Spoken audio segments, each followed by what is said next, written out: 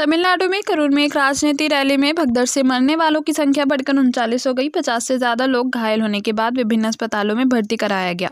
23 से ज्यादा लोगों को आईसीयू में भर्ती कराया गया। तमिलनाडु में मुख्यमंत्री एम.के. स्टालिन ने कल भगदड़ में जान गंवाने वालों के परिवारों के लिए 10-10 लाख रुपए की अनुग्रह राशि की घोषणा की है।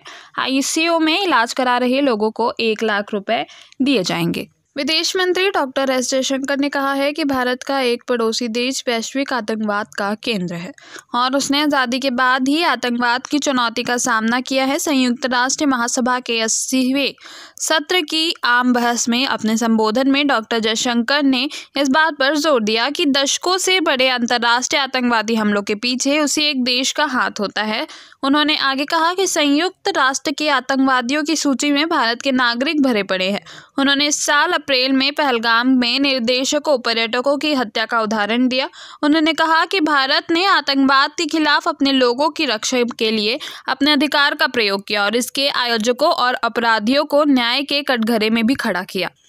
डॉक्टर जयशंकर ने परिषद की स्थायी और अस्थायी दोनों सदस्यों के विस्तार का आह्वान किया। उन्होंने कहा कि एक सुधारित परिषद का वास्तव में प्रतिनिधित्वपूर्ण होना चाहिए और भारत बड़ी जिम्मेदारियों को संभालने के लिए तैयार है।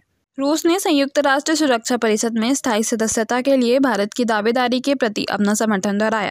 संयुक्त राष्ट्र महासभा के 80वें सत्र में रूसी विदेश मंत्री ने वर्तमान वैश्विक परिदृश्य को ध्यान में रखते हुए यूएनएससी में सुधार की आवश्यकता पर जोर दिया। उन्होंने कहा कि रूस एशिया, अफ्रीका और लैटिन अमेरिका से प्रतिनिधित्व बढ़ाने के लिए ब्राजील के साथ भारत के स्थायी सदस्यता आवेदन का समर्थन करता है। इसके साथ ही रूस यूएनएससी का एकमात्र स्थायी सदस्य बन गया है, जिससे स्थानीय सदस्यता के लिए भारत का समर्थन किया गया है। क्रिकेट जगत में चिर प्रतिद्वंदी भारत और पाकिस्तान आज दुबई में एशिया कप के फाइनल में भिड़ेंगे।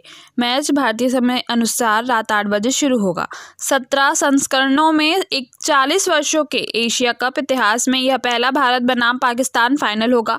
8 खिताबों के साथ प्रतियोगिता की सबसे सफल टीम भारत 2023 में अपनी वनडे जीत के बाद गत विजेता के रूप में मैदान पर उतरेगी। फुटबॉल में भारत ने कल कोलंबो में एक तनावपूर्ण पेनल्टी शूटआउट में बांग्लादेश को 4-1 से हराकर 7वीं बार एसएएफ अंडर-17 चैंपियनशिप का खिताब जीता। इस मुकाबले में जहां भारत हाफ टाइम तक दल्ला मुअन गंगटे और अल्जाम शाह के केएच के गोलों की मदद से 2-1 से आगे था, बांग्लादेश ने आखिरी मिनट में एहसान हबीब रिदवान के गोल से वापसी करते हुए स्कोर 2-2 के बराबर कर दिया और शूटआउट के लिए मजबूर होना पड़ा।